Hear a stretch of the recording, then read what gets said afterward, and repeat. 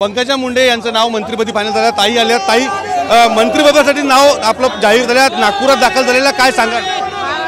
मला आनंद वाटतोय, या लोकांनाही आनंद वाटतोय। माझ्या पक्षातील माझे राष्ट्रीय नेते मोदीजी, अमितभाई शाह, जगत प्रसादजी नड्डा, बावनकुळे, देवेंद्रजी फडणवीस या सर्वांनी विश्वास टाकून मला ही संधी दिली, मी त्यांचे आभार मानते।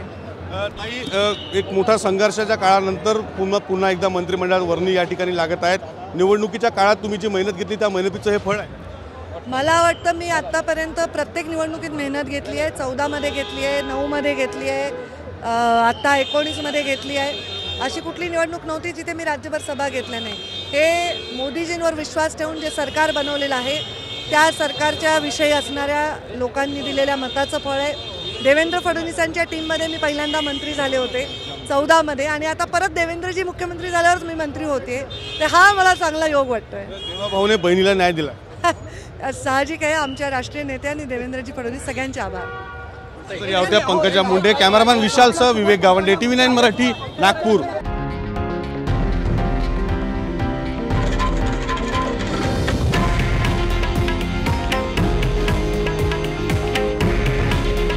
हे आहे देशातील नंबर 1 न्यूज नेटवर्क आणि आपण पाहत आहात TV9 मराठी।